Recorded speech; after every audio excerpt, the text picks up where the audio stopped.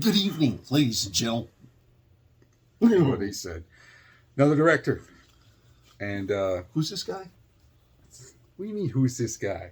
I don't know. He did a couple films, didn't he? I'm out. Wait.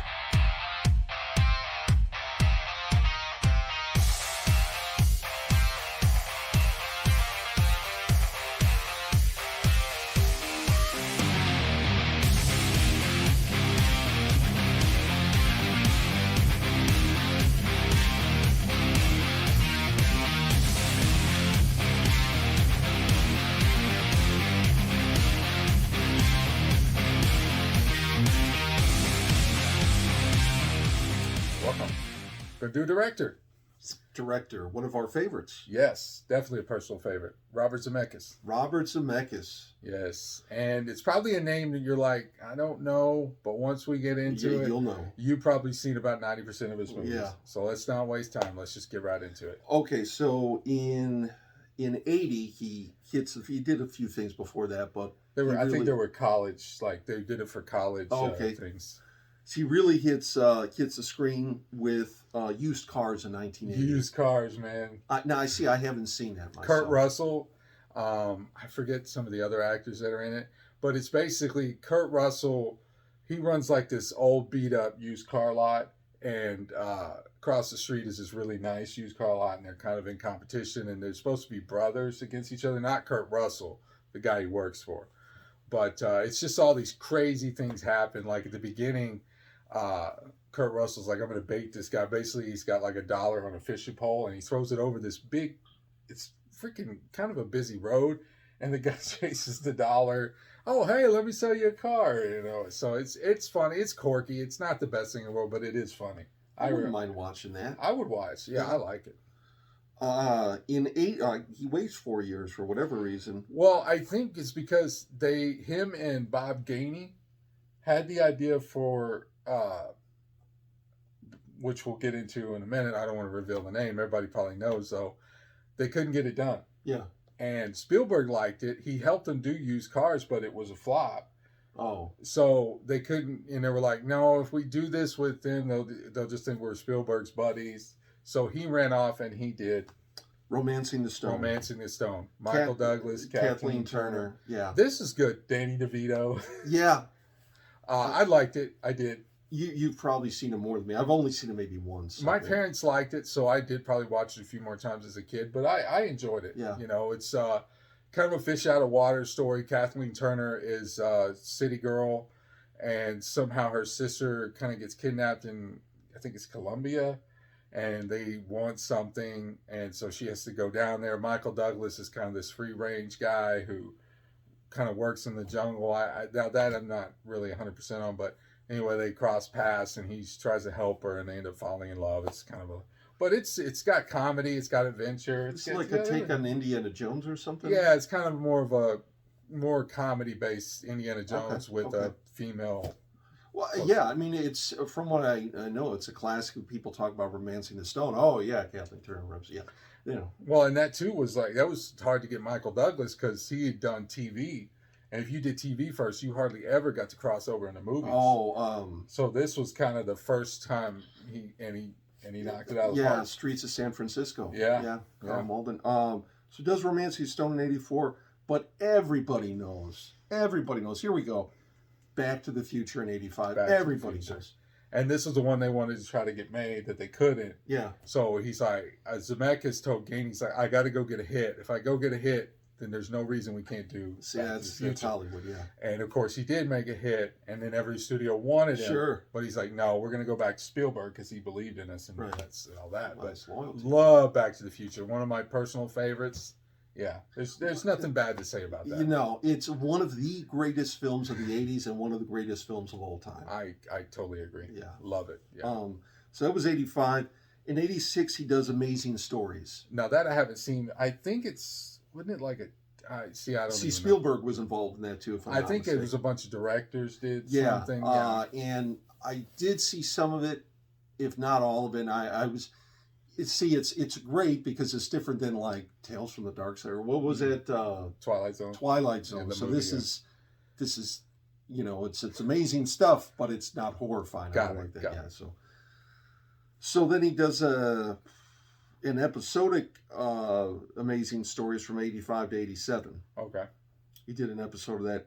Oh, one of my favorites, Who Framed Roger Rabbit Yes. in 88. But that was actually, I think, in between, or maybe not. Maybe, he did Who Framed Roger Rabbit, and then he shot the other ones back to Yeah. back. But Who Framed Roger Rabbit was great. It was one of the first times you had that kind of crossover with an animation and a live action. Live action, yeah. I loved it, yeah. I only seen it, it's been a long time since I seen it, but I am a huge fan of it. See, and that's where, me, I grew up watching my sister, there was a certain, or still is, a certain fast food establishment. Yeah. And my sister worked for him, and they would do promotion stuff back then, and they still do. And they had 4 movies. One was Ghost, and there were a few others. One was Who Framed Roger Rabbit. I got it. My sister got it for me, and I watch it. Bob Hoskins, man. Dude, he was just great. Got it. Yeah, loved it. Christopher Lloyd, too. You're right. Back to the Future 2 in 89. Great. Always felt like, what was it? Back to the Future 1 was 85. And I was a kid. I was like, man, it's forever. They're never going to make this. It seemed like 20 years passed. Yeah. It was only a few years. Yeah. But I liked it. I did.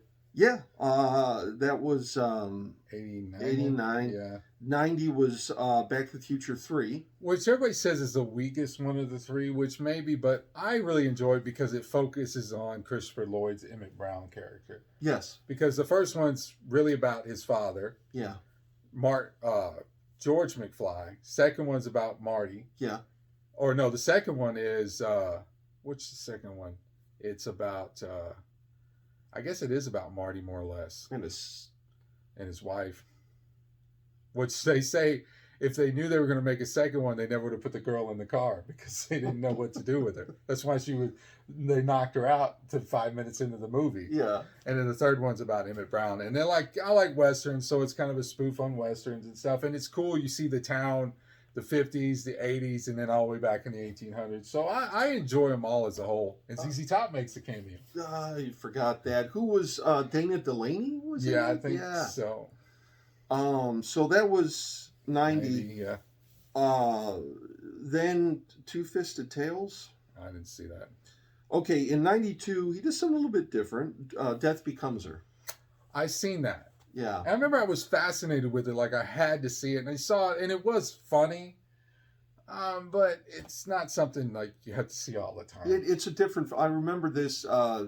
It holds a place in my heart because my mom would sometimes send out little coupons or stuff like that, and she would receive stuff in the mail. Well, we got 2 free tickets to downtown Chicago. We went to go see. It was a special invitation, special screening of Death Becomes Her.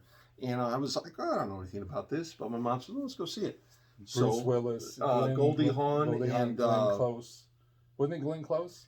No, it was... Meryl Streep. Yes, Meryl Streep. Yeah. Yeah, it was all right. Yeah, I did not like it. Yeah. I remember really wanting to see it for some reason. Well, it was again. It was a departure for Zemeckis. Yeah. It was a little different. Johnny Bago, 8 episodes. I think it was a TV or whatever. Okay, so here we go. Forrest Gump. Forrest Gump, one of my favorites. Yeah. I love how they intertwine the history. Yeah.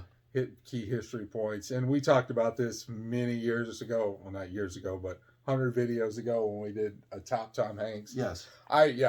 There's nothing to be said about it. It's a great film. Yeah. Top to bottom. You could do a whole video on that alone. Oh, yeah.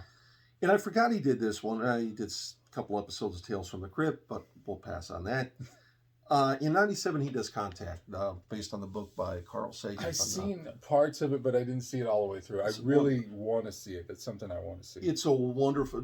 Whether you believe or not the science of it and the outcome of it, it's a wonderful film for the story, for the actors and actresses involved, Jodie Foster, Tom Skerritt, Matthew McConaughey, a young Matthew McConaughey, before his star was really started to ascend. Yeah. So that was in 97.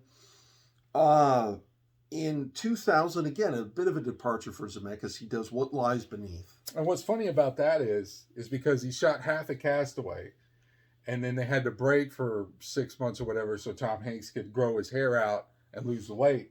So he took the entire film crew from Castaway and did What Lies What Beneath. Lies Beneath. Which I've seen it once. It is different because Harrison Ford, what character he is, I don't want to spoil anything. Yeah. I mean, even though it's been 20 years since it's been out. But it is very interesting. It's definitely different. For that reason alone, it was a departure not only for Zemeckis but with Harrison Ford and Ford, Michelle yeah. Pfeiffer. I liked it, yeah. Yeah, great. In fact, James Remar, I think. That's true, yeah. So then Castaway also Yes, with released Tom the Hanks same again. year. Yeah, I believe so. But okay, so what you were talking about the Because Castaway again, nothing to say about it. I think we talked about that one too in length. You could do a video on that. Love it. Yeah. Not top to bottom. On 2004, I've seen this. It's actually it's a great family film. Polar Express. One of my favorites. Yeah, I love Polar Express. Tom Hanks again, who does a lot of the voiceovers. Yeah, I love it. Yeah, one of my favorites. So that was 2004. 2007, Beowulf. I wanted to see that, and I've seen parts of it. I haven't seen it all the way through, so I don't have an opinion on it.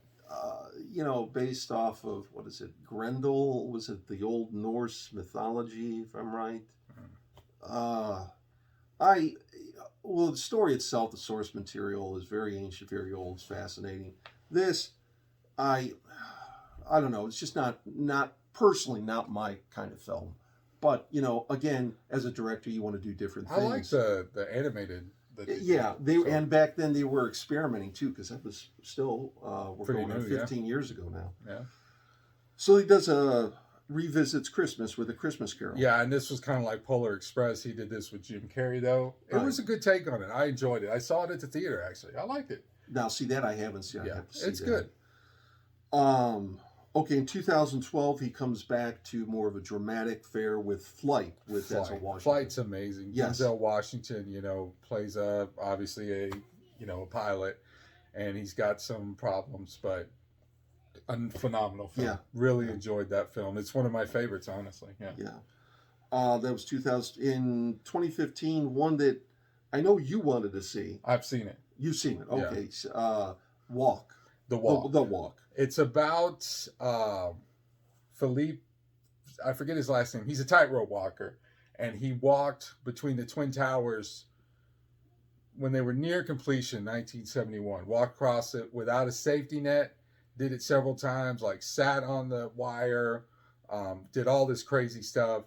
And the way that Zemeckis shot it, and I saw this in IMAX 3D, and I'm not a heights person, my palms were sweating because it just looked so real that it was amazing. And it was beautiful to see somebody do that. And I know he did it in real life, and to recreate that. And then, of course, one of the sad things at the end is that, he said that he had a pass to get up on the observation deck.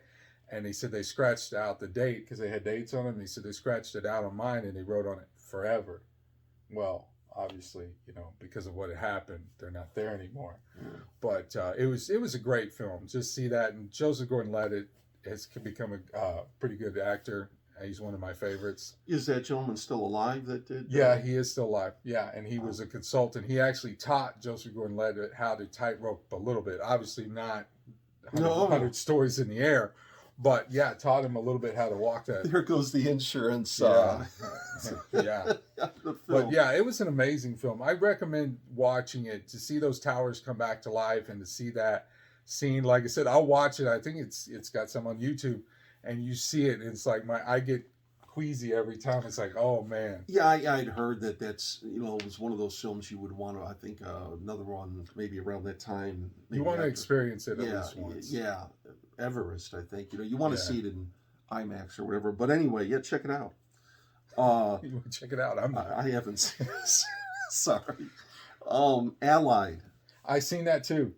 Brad Pitt and I forget the female actress. She was in, I think. Is it Angelina Jolie?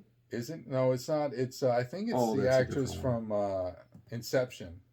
Oh. She plays Leo's wife. Yeah, that's her. Yeah. Basically, they're married, and it's during World War II, if I'm not mistaken. I only seen it once. I saw it with my wife. Spies, right? They're supposed to be spies, but then I think he finds out that his wife may or may not be a double agent. Oh, okay. And I'm not giving anything away because I honestly can't remember how it comes out. I remember enjoying the film though, but that's all I'll say because I don't want to give anything away. Well, it's one I'll have to check. I like. I recommend checking it out. Yeah. So after that, in 2018, Welcome to Marwin. That's with isn't it? Oh, we saw that. That's with Steve Carell. I never saw that. I could have sworn you went to see it. No. It's about a guy who kind of lives in his own world with these action figures and stuff. Yeah, I didn't. It's amazing. I recommend checking that out. Really good. Really good. Yeah, there's a. It's up there with like Foxcatcher. Yes. Foxcatcher. So yeah, that was really good. And so he does a remake in 2020 of The Witches, if everyone remembers, from the 80s or the 90s. I think so. I haven't seen it though. Bette Midler, was it? Yeah. Oh, the Hocus. That's Hocus Pocus. Yeah, that's a different one. Witches mixed up. But either way, I haven't seen it. That's the last one. Yeah, it's the last one. I don't know what forthcoming, what he's got. Favorite? I mean, obviously, well, let's exclude Back to the Future because that's the easy go-to one.